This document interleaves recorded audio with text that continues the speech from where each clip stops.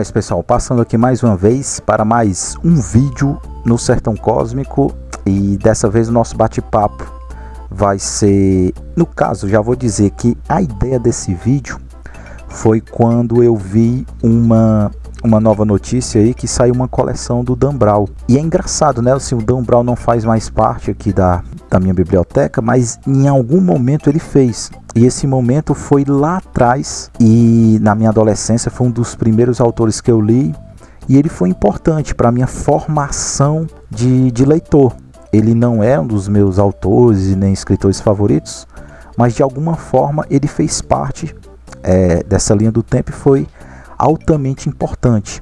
E aí eu tive a ideia desse vídeo, né, de tentar lembrar, puxar aqui da memória, alguns eu ainda tenho aqui na biblioteca, que são livros, né, títulos que me transformaram, me fizeram leitor. Não é interessante, né? Não necessariamente são livros que são os meus favoritos, mas são títulos que foram importantes ali no começo da adolescência, no que foi o meu caso ali na faixa dos meus finalzinho, né, já da adolescência ali, não sei até que hoje a idade que vai, mas eu comecei essa linha mesmo de leitor com os meus 20 anos, eu comecei a levar um pouco mais a sério, digamos assim. Então é isso, a ideia desse vídeo vai ser dividida em duas partes. Nessa primeira eu vou mostrar alguns títulos que me transformaram em leitor, e no segundo momento eu vou mostrar para vocês algumas aquisições dos últimos 3 meses que eu peguei, e são livros interessantes. Tem alguns títulos aqui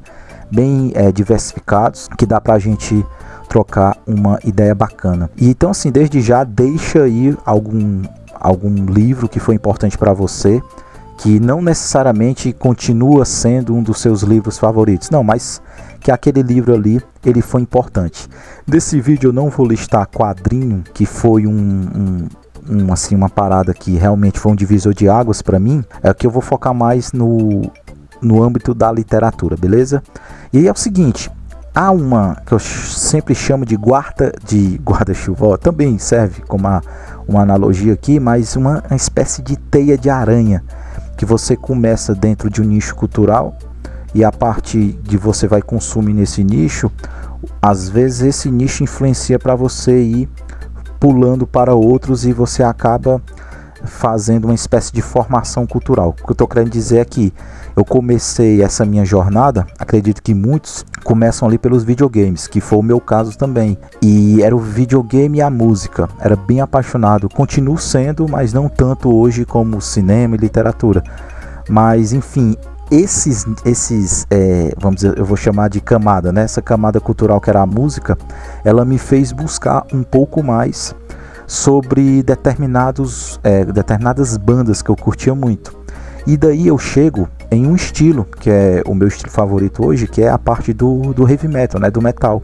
E aí eu me lembro que esse livrozinho, ele foi o primeiro que me despertou interesse lá da antiga Saraiva. Gostava muito de heavy metal, e ele me fez comprar o Heavy Metal, a história completa de Ian Christ, da editora ARX. Eu acredito que nem exista mais isso aqui. Então a música, né, um gênero da cultura ali da música, me fez buscar algo na literatura, e eu puxando na minha memória veio logo, cara, isso. Então eu linkei a música com a literatura, com esse início mesmo, com puxando, né, da música, essa parte de buscar mais entender um pouco mais sobre os determinados gêneros, né? Para quem sabe que existe o heavy metal como se fosse a camada principal, e existe vários, vamos dizer assim, subnichos, né, dentro do heavy metal, vários subgêneros no caso, né, que é tipo thrash metal dentro do heavy metal, né? Existe o thrash metal, power metal, sei lá, black metal, death metal, e por aí vai, várias vertentes do metal. E aqui o livro, a missão é essa, ele dá um panorama resumido, que no final de cada capítulo desses gêneros ele deixa uma lista essencial de bandas, né, de discos para você conhecer, escutar e tal. Assim, espetacular, uma excelente porta de entrada. Ver algumas pessoas criticando esse livro na parte ali do thrash metal, que ele foca muito no metálico e tal, mas enfim, fora isso, que assim, eu não vi problema. Eu entendo a crítica, mas eu não vi muito problema nisso. Um excelente pedido aí. Aqui não deixa de não ser também livros que não seja um vídeo de indicações também. Então eu comecei a minha jornada pulando da música para a literatura, e aí eu comecei por esse aqui. E dando ainda um passo a mais dentro da música, eu curtia muito o Nirvana. Ainda continua sendo uma das minhas bandas favoritas, e a personalidade do Kurt Cobain me chamava muito a atenção, né? Toda a microfonia, a gritaria, e tudo isso que naquele exato momento ali você curte pelo ruído, pela sonoridade. Nessa biografia aqui espetacular, Mais Pesado que o Céu, escrito pelo Charles Cross, aqui pela editora Globo, essa biografia do Kurt Cobain, você começa a entender todo aquele ruído, toda aquela microfonia começa a fazer sentido. É interessantíssimo. Esse é um livro que ele continua, fez parte, como eu estou dizendo aqui, da minha gênese dentro da literatura, mas ele continua sendo um dos meus favoritos. Acredito que se eu for listar as melhores biografias que eu já tive a oportunidade de ler, esse Mais Pesado que o Céu ainda continua nas cabeças, com escrita assim ímpar. Você fica muito fisgado com a história, uma parada, uma tragédia, né, mesmo. E é interessante, né, porque a teia de aranha que continua. Você entra para saber a história do Kurt Cobain, um pouco do Nirvana, claro, mas você acaba sendo uma enxurrada de referências ali do movimento grunge, do finalzinho dos anos 80.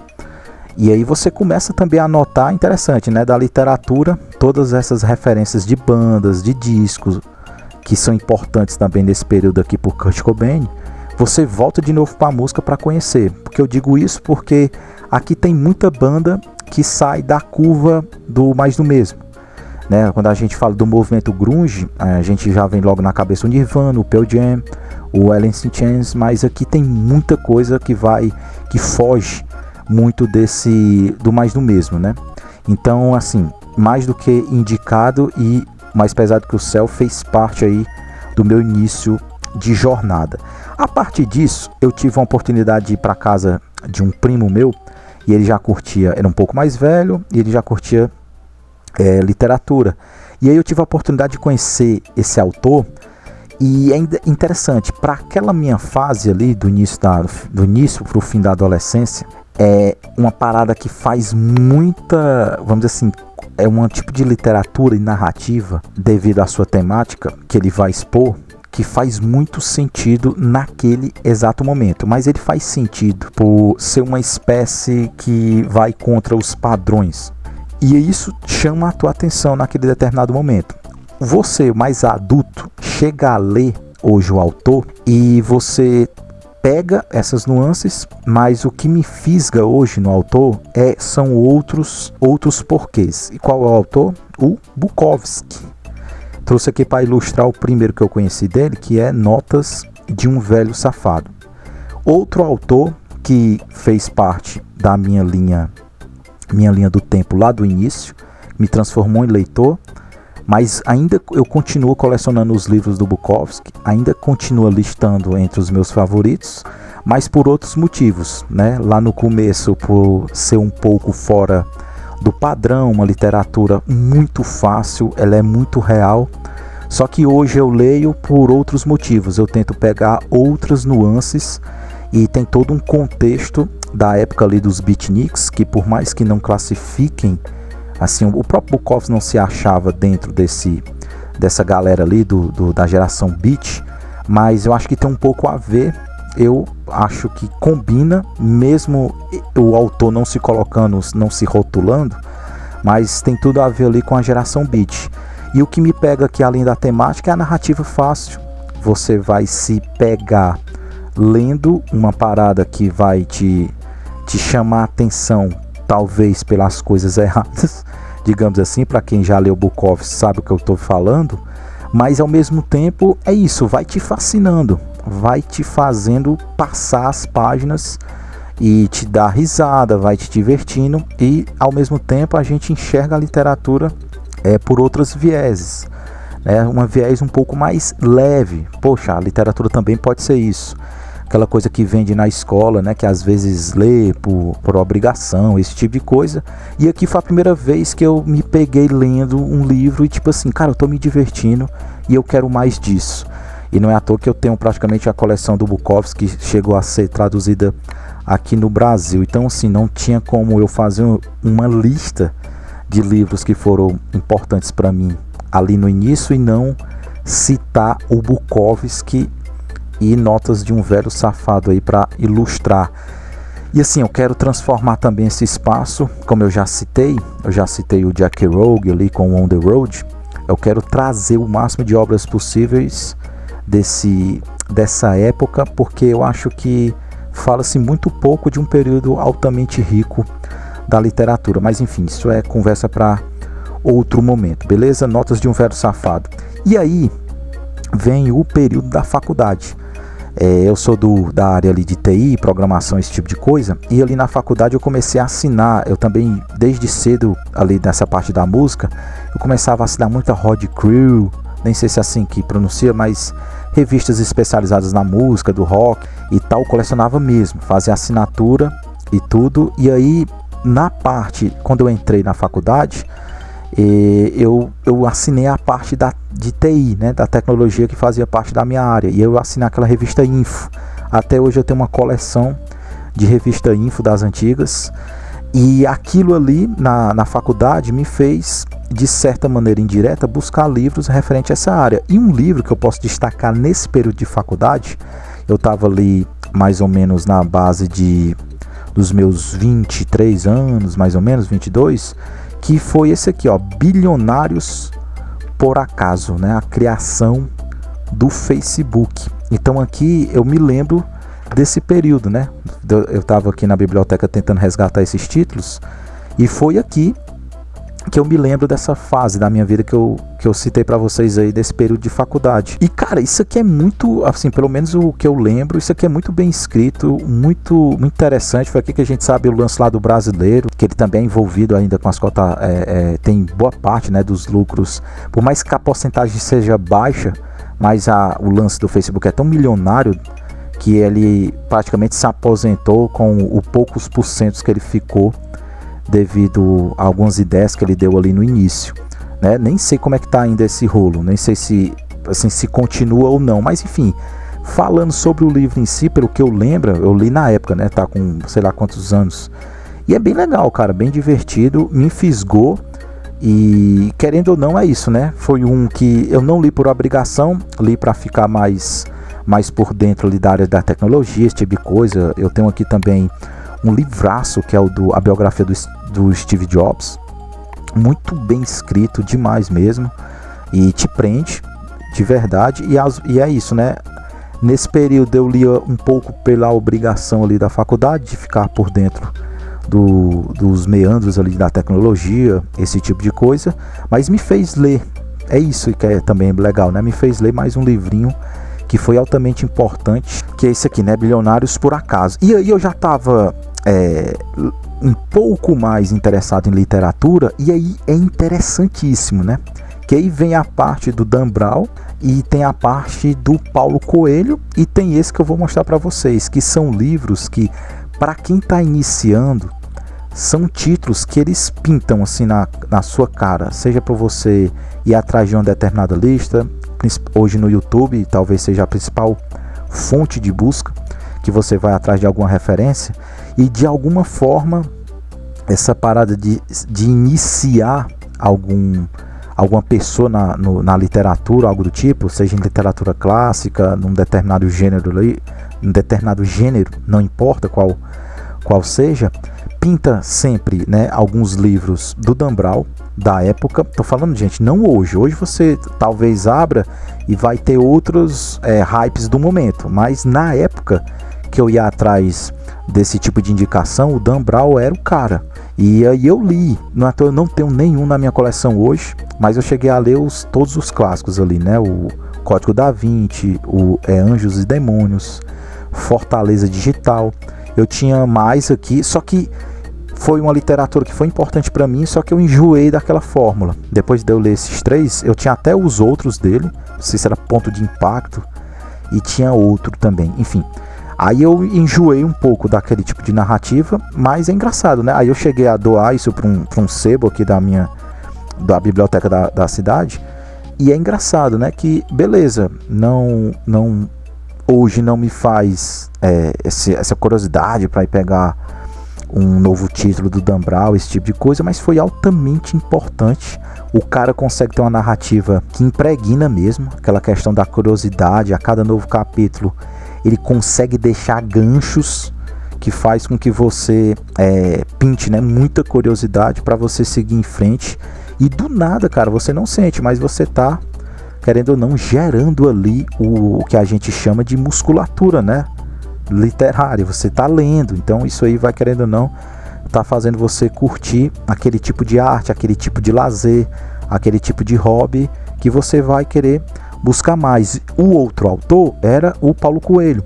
Paulo Coelho também eu li alguns, também eu acho que do Paulo Coelho eu só tenho 2 títulos aqui. O meu favorito dele é o Verônica Decide Morrer. E o Paulo Coelho, ele abre outro discurso sobre esse lance de alta e baixa literatura, esse tipo de coisa que talvez seja assunto para outro momento. Mas é isso, eu peguei ali o clássico Diário de um Mago, nesse mesmo período aí que pintava, né? A galera só indicava esse Dan Brown, Paulo Coelho. E beleza, eu fiz todo esse parêntese para chegar em um que ainda continua até nos dias de hoje sendo referência em praticamente, sei lá, a cada 10 vídeos, eu acho que 8 ele vai se fazer presente nessa lista, se for uma lista, digamos assim, mais do mesmo, né? Se o cara quiser fugir do clichê, ele vai limar esse título. Eu tô falando de 1984. Eu acho que esse foi o primeiro clássico, digamos assim, da literatura que eu tive oportunidade de ler. É outro que continua sendo um dos meus livros favoritos, por causa que esse foi o início do despertar.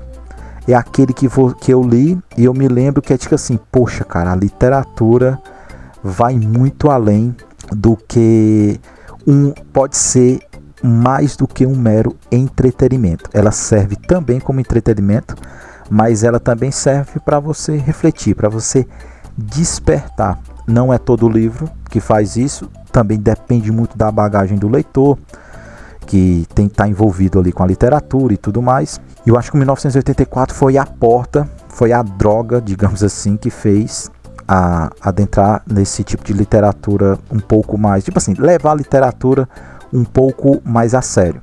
O Bukowski, de maneira indireta, me levou a achar essa diversão, esse lazer. Aqui também continua sendo diversão e lazer, mas com aquela pintada de reflexão sobre um contexto social, político. Isso vai influenciar no nosso comportamento, nossa visão de mundo. E tudo começou aqui com 1984. Já acho que merece uma releitura com a cabeça que a gente tem hoje, né? Para pegar várias outras nuances. Então é isso. A primeira parte do vídeo foi essa listazinha aí que eu citei. E se você se você também lembra de algum título aí, joga aí nos comentários para a gente trocar uma ideia. Então, assim, a segunda parte do vídeo eu vou mostrar algumas aquisições que chegaram aqui nos últimos meses, 3, 4 meses, não sei, e tem muita coisa legal, muita coisa diversificada. E eu começo por esse clássico que até aquela coisa, né? Eu não tenho nem roupa para ir para esse tipo de evento. E a literatura não é para causar medo, a gente tem que encarar. E por mais que você você consiga chegar no final e você note que você não captou tudo, mas a literatura está aí para ser, vamos dizer assim, desbravada mesmo, né? E eu tô falando disso porque é um classicaço, 100 Anos de Solidão, do Gabriel Garcia Marques. E esse é um livro que eu peguei, né, recentemente, são aquisições recentes, e é um livro que eu fico assim, poxa aí, cara, vamos encarar, mas será que a gente tem bagagem para isso?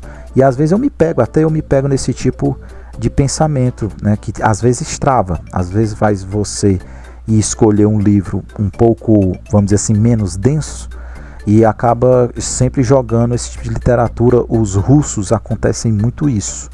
Literatura russa, eu vejo muita gente escapando porque acha que tem medo, né, de encarar e não pegar, enfim. Mas é assim, se a gente for pensar que a gente tem que levar também a literatura numa espécie de leveza, existe a releitura, existe também a parada de não ser para você. Poxa, tentei ler, não me conectou, não fez muito o meu estilo, enfim, tá tudo bem, né? Então é isso, vou tentar encarar isso aqui logo mais. Foi um dos títulos que eu adquiri. Outro clássico, mas agora da ficção científica, é essa criancinha aqui que ainda não tinha na biblioteca, que é A Mão Esquerda da Escuridão, da Ursula Le Guin.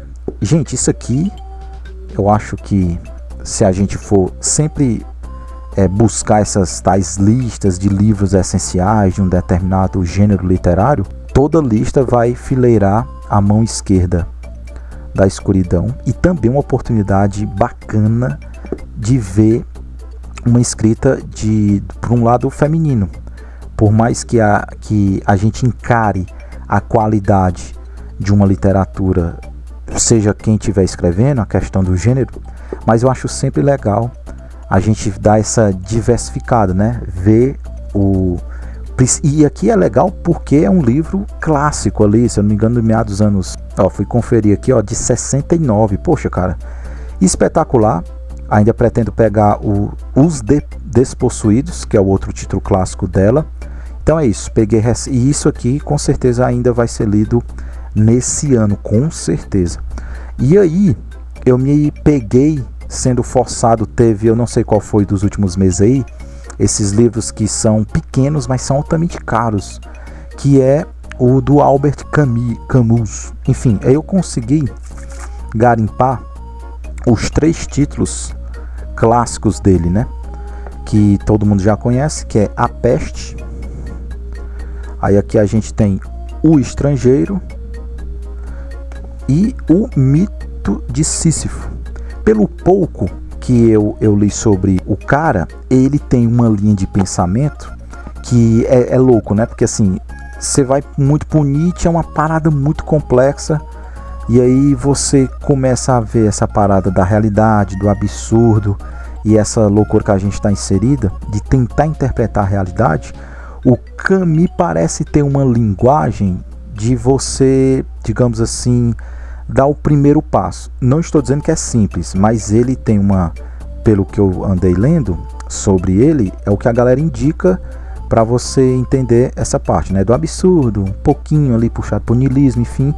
E ele é uma boa porta de entrada. Tem uma galera que puxa logo para outros, né, o Nietzsche e tudo mais, Schopenhauer. Eu acho a galera um pouco mais densa, digamos assim. Aqui a gente vai encontrar muita densidade, muita reflexão, mas de uma maneira que vai dar para, digamos assim, a gente captar um máximo de coisas, de ideias, não ficar muito vago, avulso. Claro que isso vai depender muito do leitor.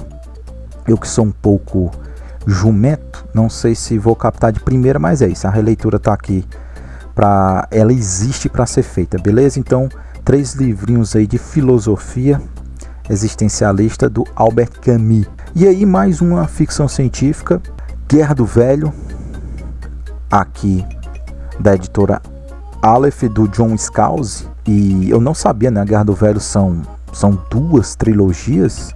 É isso mesmo? São 6 livros, alguma coisa assim. Eu pretendo ler pelo menos a primeira trilogia e resolvi dar a chance, claro, ao primeiro livro. A ideia é ler pelo menos os 3 primeiros livros, mas claro, ler o primeiro e ver se realmente a pessoa curte. Se eu curtir, quem sabe eu dê a chance e eu pegue futuramente os outros 2. Quero fazer um mês temático sobre essa parada de ficção científica militar, com certeza com doses cavalares e críticas sobre toda essa parte do militarismo. E é bem legal, já fiz aqui até uma listinha. Vou escolher o mês que eu vou tentar derrubar esses 3 livros com essa temática. Vou começar com Tropas Estelares, depois passar por Guerra Sem Fim, e aí eu emendo com o Guerra do Velho, fazendo uma espécie de linha cronológica, né? O primeiro de todos, que não sei se ele é o primeiro de todos, mas ele é o mais conhecido, que é o Tropas Estelares. E aí vem esse Guerra Sem Fim, que ele tem uma temática ali dentro do Vietnã, essa crítica, e aí a gente pula aqui pro Guerra do Velho. Acredito que vai ser um mês bem legal, bem pra gente, vou emergir bem nessa temática. Beleza, Guerra do Velho.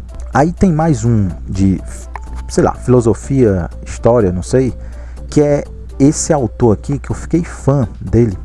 Eu peguei 2 livros há um tempinho atrás, que é a história do Sui, vou mostrar aí para vocês, e tem o outro que é As Origens do Mal, que é o francês, eu acho, se não me engano, que é o Georges Minois, enfim, não sei pronunciar.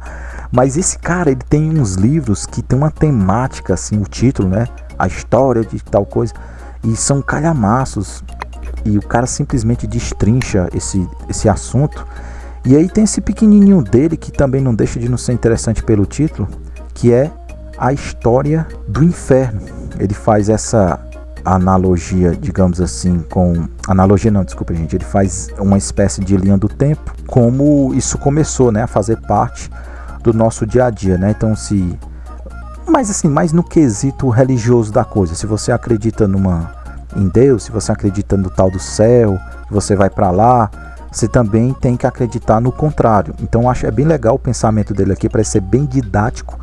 Tô namorando a história da Idade Média, que também é escrita por ele. E assim, o cara é um fenômeno com títulos interessantes. E eu resolvi também pegar esse aqui, A História do Inferno. E aí tem de vez em quando eu gosto de sair um pouquinho da minha bolha. Para quem me conhece sabe que eu puxo muito ali para ficção científica, para o terror. Iniciei na literatura clássica também de uns 5 anos para cá. Tô começando a devorar mais livros, a curtir mais livros que são ditos como clássicos.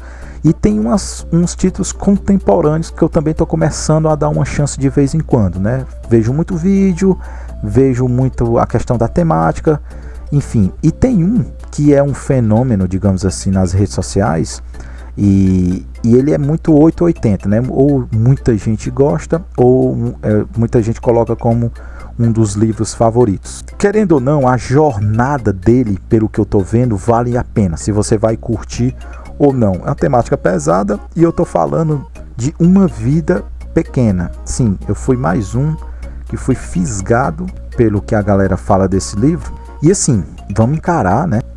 Como eu disse, é um clássico contemporâneo, não sei se a gente pode classificar assim, mas é um livro que foge um pouquinho da minha, digamos assim, da minha bolha, dos meus gostos, né?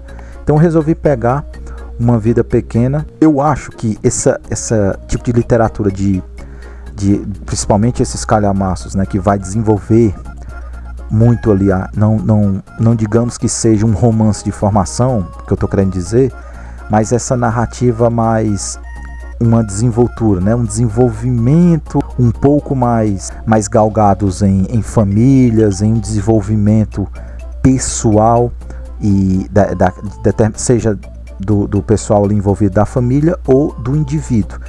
O que eu estou querendo dizer com isso? Os russos faziam isso muito, por isso que a gente tem esses calhamaços, né?